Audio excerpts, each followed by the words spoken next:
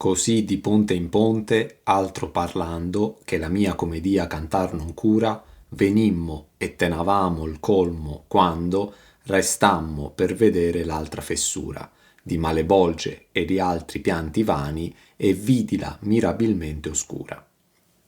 Così venimmo, andammo, di ponte sopra la quarta bolgia, in ponte sopra la quinta bolgia, parlando, io e Virgilio, d'altro che la mia comedia non si cura di cantare, riportare per iscritto, e tenevamo il colmo, punto più alto, del ponte, quando ci arrestammo, fermammo per vedere l'altra fessura, la quinta bolgia, di Malebolge, e gli altri pianti, sofferenze, vani, inutili, e la vidi, la bolgia, mirabilmente, meravigliosamente oscura. Insomma, muovendoci da un ponte all'altro, arrivammo qui. Nel 19° canto abbiamo affrontato la terza bolgia, però che nella terza bolgia state. Nel 20° la quarta, qui siamo sopra la quinta. Il 20° canto finisce con si mi parlava e andavamo in troque. Il 21° inizia con così di ponte in ponte altro parlando. Negli spostamenti, anzi nei brevi spostamenti, comunque io parlo col maestro, ma non riporto qui nel testo tutto ciò che ci siamo detti. Però nel testo scrivo che ci siamo detti cose che non scrivo nel testo e non è la prima volta che lo faccio. Cioè non è la prima volta che ci tengo a scrivere che non scrivo tutto. L'ho già fatto in 1.4, così andammo infino alla Lumera, parlando cose che il tacere è bello, sì com'era il parlar colà dov'era, e in 1.6, parlando più assai chi non ridico. Dopo che Virgilio della sua opera dice nel canto precedente canta l'alta mia tragedia, io della mia opera dico in questo canto la mia comedia cantar, una comedia che canta e che è composta da 100 canti, divisi in una prima canzone e 2 successive cantiche. Inoltre, proprio all'inizio di questo preciso canto scrivo commedia per sottolinearti lo stile comico qui molto presente. Per vedere le bolge strette e oscure è sempre meglio arrivare sul punto più alto del ponte, che le scavalca e ha le sue basi nei 2 argini che la chiudono, così da trovarci nel punto che si trova proprio sopra la bolgia. 1.19, che appunto sovra mezzo il fosso piomba. Qui tenavamo il colmo. Tenere il colmo dell'arco come si tiene la destra o la sinistra. Raggiunto quel punto, il colmo, il mezzo, ci fermammo per guardare la bolgia fessura sotto di noi, una delle 10 che compongono Malebolge. 1.18, luogo in inferno detto Malebolge, poi è distinto in 10 valli il fondo. Anche in questa bolgia ci sono altri pianti, sofferenze, vani, vuoti, inutili. Non è una sofferenza che serve a qualcosa, non è una tortura momentanea, è una sofferenza eterna che non porta a niente. Queste vanità che paiono persone piangono anche in modo vano, esteriore e interiore, che continuano e continueranno anche in questo canto a diventare un tutt'uno. L'ultimo verso è un ossimoro. Io ho visto qualcosa che era mirabilmente oscura, dove un concetto contraddice quello successivo. Il buio, come d'altra parte la luce, come sempre, è letterale prima di essere allegorico, morale, anagogico. Quale nell'Arsanà dei Veneziani bolle l'inverno la tenace pesce, a rimpalmare i legni lor non sani, che navicar non ponno in quella vece, chi fa suo legno novo e chi ristoppa le coste a quel che più viaggi fece. Come nell'arsenale, il cantiere navale dei veneziani, bolle la tenace, appiccicosa pesce d'inverno, usata dai veneziani per rispalmare, riparare i loro legni non sani, non integri, perché non possono i veneziani navigare. In quella vece, in quell'occasione, in quel luogo c'è chi fa il suo legno, imbarcazione, nuovo, e chi ristoppa, chiude le fessure con la stoppa, di nuovo le coste fiancate dell'imbarcazione. A quello legno imbarcazione che fece più molti viaggi è stato molto usato. D'inverno diventa pericoloso navigare per il freddo, il buio presto, le eventuali ghiaccio, neve, tempeste. Ancora di più nella laguna veneziana. Per questo i veneziani usano quella stagione per rimettere a posto le loro imbarcazioni, usando la pesce.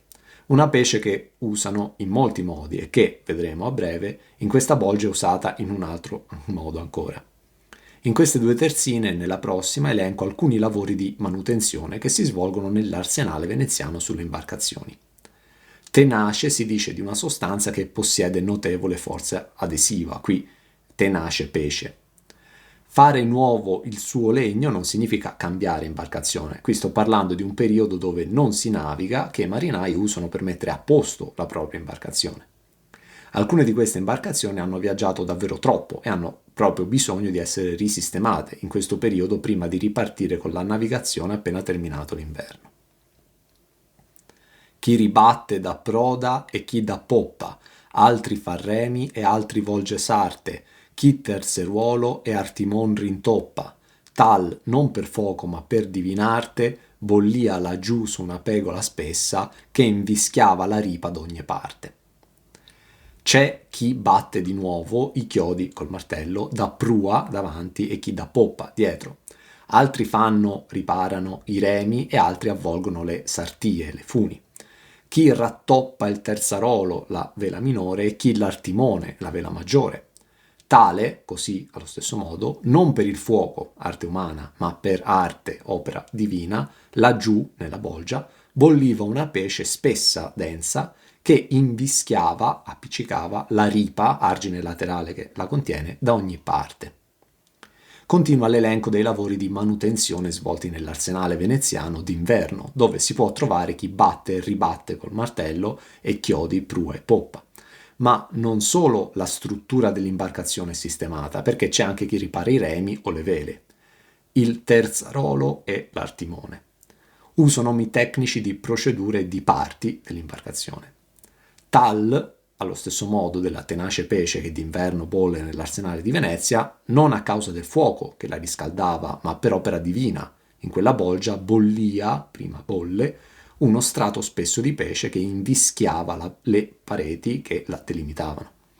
Quella pesce però non bolliva per opera umana, né le bolle erano causate da qualcuno che era sommerso in quella pesce, come invece i dannati fanno nello Stige.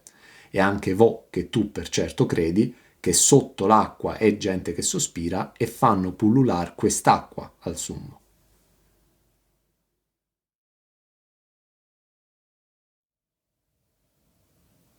I vedea lei, ma non vedea in essa mai che le bolle che il bollor levava, e gonfiar tutta e riseder compressa. Mentr'io laggiù fisamente mirava, lo duca mio, dicendo guarda, guarda, mi trasse a sé del loco dov'io stava. Io vedevo lei, la pesce, ma non vedevo in essa altro che le bolle che il bollore levava, alzava su, e gonfiare tutta, e risiedere, riabbassarsi, compressa. Mentre io miravo con intensità laggiù, il mio duca, colui che mi conduce, dicendo guarda, guarda, mi trasse, portò a sé, verso Virgilio, dal luogo dove io stavo, cioè là sotto con lo sguardo attento. Io la pesce la vedevo e vedevo anche che invischiava la ripa, ma non riuscivo a vedere altro se non che a causa del bollore, causato non dal fuoco ma dall'arte divina. Questo strato spesso si gonfiava e sgonfiava, con bolle che si formavano e scoppiavano. Insomma, l'immagine di un liquido nero è molto denso che bolle, e già era buio intorno. Una pesce personificata, la chiamo lei a inizio terzina e dico che si siede, riseder. Una pesce protagonista della scena dal richiamo dell'arsenale, che viene trattata come una lei, ivedea lei e vidila mirabilmente oscura. Ci sono sostanze altamente dense, la pesce di questo caso, che riescono con più forza a resistere all'evaporazione, formando delle bolle che poi esplodono rilasciando l'aria, e tornando quindi alla situazione precedente, dove la materia è compressa. Già mirare significa guardare con attenzione. 1-4, mira colui con quella spada in mano. Qui addirittura fisamente mirava. Io continuo a guardare giù così intensamente, come nel canto precedente io era già disposto tutto quanto a riguardarne lo scoperto fondo, che quando Virgilio parla è come se io proprio mi spostassi per rivolgergli l'attenzione. Lo duca mio, dicendo guarda guarda, mi trasse a sé del loco dove io stava, ma stando accanto a lui fisicamente, però con tutto me stesso stavo mirando sotto e quindi è come se fossi stato là sotto. Allor mi volsi come l'uom cui tarda di veder quale che li convien fuggire e cui paura subita sgagliarda, che per veder non indugia il partire. E vidi dietro a noi un diavol nero correndo su per lo scoglio venire.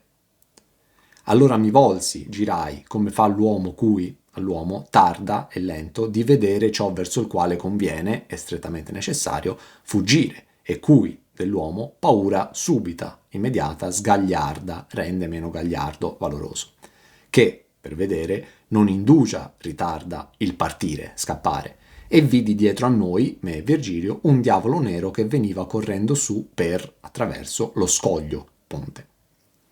Dato che Virgilio mi ha detto guarda guarda, io mi girai come l'uomo che troppo lentamente guarda ciò da cui deve fuggire e che una paura immediata gli fa perdere coraggio, che nonostante si giri a vedere ciò non perde tempo a scappare via.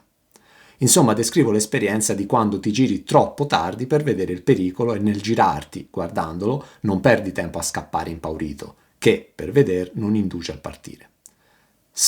Gagliarda, cioè toglie l'essere gagliardo, coraggioso, appunto a causa della paura. Da cosa in questa occasione sento che mi è strettamente necessario scappare? Da un diavolo nero che corre verso di noi.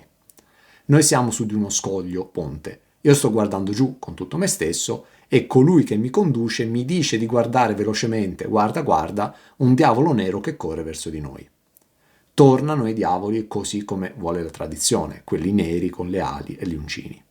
Ti faccio notare come il diavolo si muova correndo, non si vola verso l'alto all'inferno. Di Gerione dico che nuota nell'aria. Di te stesso, conficcato in fondo, sbatte le ali senza neanche muoversi. Insomma, io e Virgilio siamo in cima a un ponte.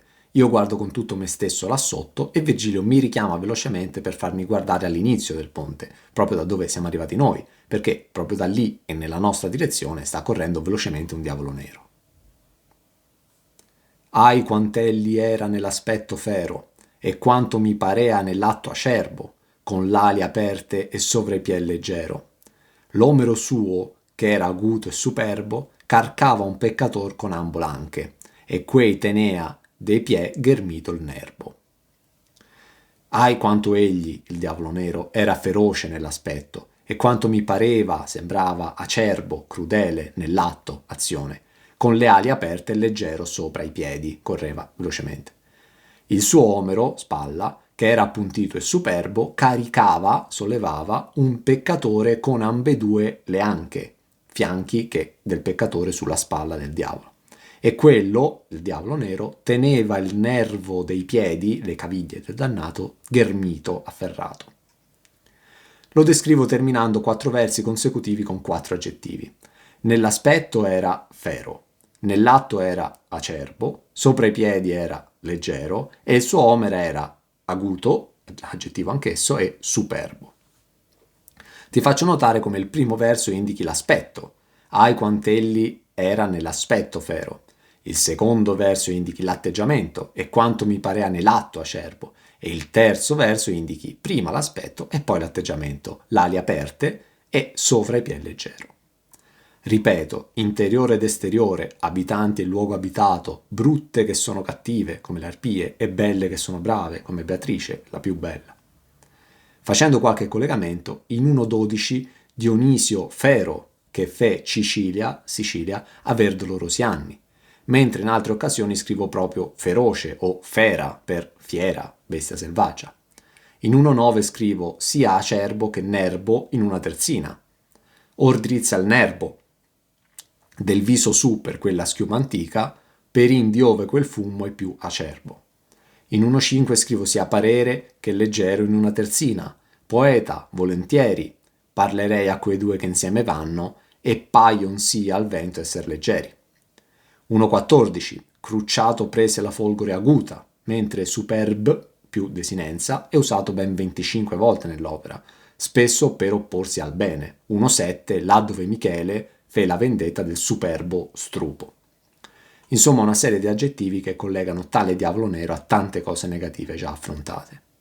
Ribadisco che questo diavolo correva, nonostante qui aggiunga come avesse le ali aperte. L'omero è l'osso del braccio che parte dalla spalla. Qui per omero è infatti intesa la spalla, che era appuntita e superba. come anche in 1,17, dove Gerione ci concesse i suoi omeri forti, e dopo in quel canto scrivo i massettain su quelle spallacce. Insomma, su di una spalla il diavolo nero caricava, teneva il peso, anche se di un'ombra, di entrambe le anche fianchi del dannato che portava. Un dannato che, caricato sulla schiena, aveva la testa in giù, penzoloni, e le caviglie in su, ghermite dagli artigli del diavolo. Ghermire è un termine forte che indica proprio l'afferrare con gli artigli, prendere con violenza e rapidità, abbrancare. Ti faccio notare come tale diavolo nero richiami le fiere, lui Fero, del primo canto. Una lonza leggera, qui leggero, e presta molto, ma non sì che paura non mi desse, qui e cui paura subita sgagliarda, la vista che m'apparve d'un leone. Questi parea che contra me venisse, qui e vidi dietro a noi un diavol nero, correndo su per lo scoglio venire. Con la testa alta, qui superbo, e a natura si malvageria, qui fero e acerbo, che mai non empie la bramosa voglia e dopo il pasto ha più fame che pria, qui chi torno per anche a quella terra che ne è ben fornita. Del nostro ponte disse: O male branche, ecco un degli anziani di Santa Zita, mettete il sotto, chi torno per anche a quella terra che ne è ben fornita. Ogni uom ve barattier, fuor che bonturo, del no per li denar vi si fa ita. Dal nostro stesso ponte il diavolo nero disse: O male branche, ecco uno degli anziani, membro del consiglio degli anziani, di Santa Zita, Lucca. Mettetelo sotto, dentro la pesce, che io, diavolo nero, torno per altri dannati di questa categoria in quella terra, Lucca, che ne è ben fornita di dannati di questa categoria. Lì, a Lucca, ogni uomo è barattiere, all'infuori di, eccetto Bonturo, Dati, ironicamente il più famoso barattiere di lì. Del dire no, per i denari, soldi, lì si fa diventare sì.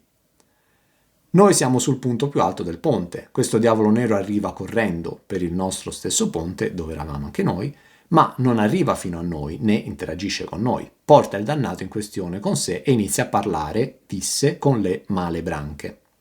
Qui siamo nelle male bolge maligne, come ricordato al quinto verso, e i diavoli qui si chiamano male branche, unghie maligne. Le branche sono appunto gli artigli, infatti il diavolo nero ghermisce. Il diavolo nero è appena arrivato con un dannato che già glielo passa alle male branche, perché lui ha fretta, dato che deve già tornare di nuovo in quella terra a prenderne un altro. Il dannato è un anziano, un membro del Consiglio degli Anziani di Lucca, un uomo che per il suo ruolo politico importante ebbe la possibilità di essere barattiere e la sfruttò appieno sulla terra questa opportunità, finendo qua, sottoterra. Il Consiglio degli Anziani è composto da 10 membri, 9 anziani e un gonfalonieri. A questo organo è demandato principalmente il potere esecutivo. Tra poco ai diavoli Virgilio dirà, con richiamo al Consiglio degli Anziani, appena citato: traggasi avante l'un di voi che moda, e poi da runcigliarmi si consigli. Interessante come qui il diavolo specifichi come non debba andare da Minos a prenderne un altro, ma debba andare a Santa Zita a prenderne un altro. Intanto ti devo dire che Santa Zita non è un comune di Lucca, non è una chiesa di Lucca, né tantomeno una santa di Lucca, non è neanche una santa. E il diavolo si riferisce a Lucca chiamandola Santa Zita. Tale Zita è nata e morta a Lucca nel 1200, ma alla data del mio viaggio non è stata fatta santa dalla Chiesa di Roma. La devozione era tanta che il diavolo identificava quella città col nome di questa donna e chiamandola addirittura santa. Tutto l'episodio stona, apposta ovviamente, con l'episodio di Zita da Lucca, nota per la sua generosità verso i poveri.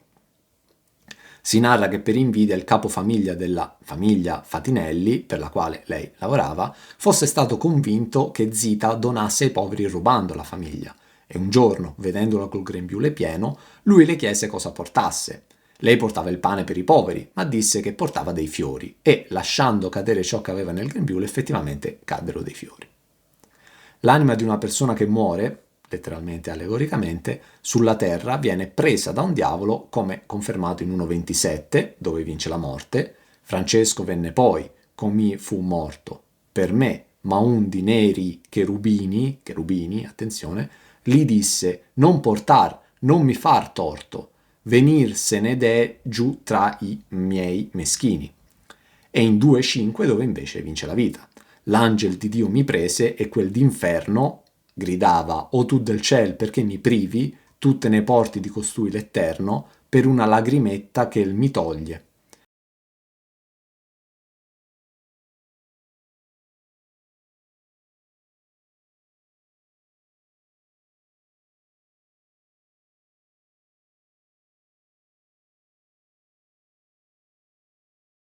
Ciò non va in contraddizione con ciò che scrivo su Minos in 1,5, giudica e manda, secondo Cavinghia, né con ciò che scrivo in 1,13, quando si parte l'anima feroce dal corpon della stessa se di svelta, Minos la manda alla settima foce, cade in la selva. Minos manda, i diavoli portano e buttano giù, la Giul buttò nel prossimo verso. Mettete il sotto, la pece. Io al momento ho visto solo la pece che ribolliva. Da qui capisco che in quella pece ci sono sommersi i barattieri, come i dannati precedenti erano sommersi in altri liquidi precedenti. E a proposito, dati troppi collegamenti con questo canto, ti ricordo 1,8. Chi ti conosco ancor si è lordo tutto, allor distese al legno ambo le mani, perché il maestro accorto lo sospinse, dicendo: via costà con gli altri cani. Ti ricordo anche i violenti contro il prossimo, anch'essi sommersi in un fiume bollente, lì però di sangue e a vari livelli in base alla gravità. Anche in occasione del diavolo che in 1,18 dice ruffiani, vi è la precisazione che in quel caso Bologna di ruffiani è ben fornita, e si accenna anche lì a come si dice sì. E non pur io qui piango bolognese, anzi ne è questo loco tanto pieno che tante lingue non sono ora apprese a dicer scipa tra Savena e Reno. A Santa Zita, a Lucca, gli uomini sono tutti barattieri, tranne Bonturo, ci mancherebbe altro, lui no, che guarda un po' è proprio il barattiere più famoso di lì. Anche lui lo aspettano qui, come Bonifazio in 1,19, dato che sono ancora vivi in questo momento. Insomma, anche in questa occasione il diavolo ridicolizza i dannati, sempre 1,18, via ruffian, qui non son femmine da conio. Non viene fatto il nome del dannato caricato dal diavolo nero, ma il nome di Bonturo, dati, il noto barattiere del luogo, il più noto barattiere del luogo, compagno di baratteria dell'innominato anziano che ora viene gettato nella pece. Il dannato, buttato adesso nella pece, ha certamente un nome che qui non viene citato, per rimarcare ancora di più il fatto che tutti gli uomini a Lucca sono barattieri. E in cosa consiste essere un barattiere? Nel far diventare un no in cambio di denaro, quindi come sempre per proprio vantaggio personale, con la frode un sì, insomma concedere, ma non perché fa parte dei propri compiti, ma in cambio di soldi. Ita è il modo di dire sì, derivante dal latino, usato solitamente negli atti pubblici, e qui si parla di anziani barattieri. Come invece ti ricordo in 1,18, a Bologna sì, si dice scipa.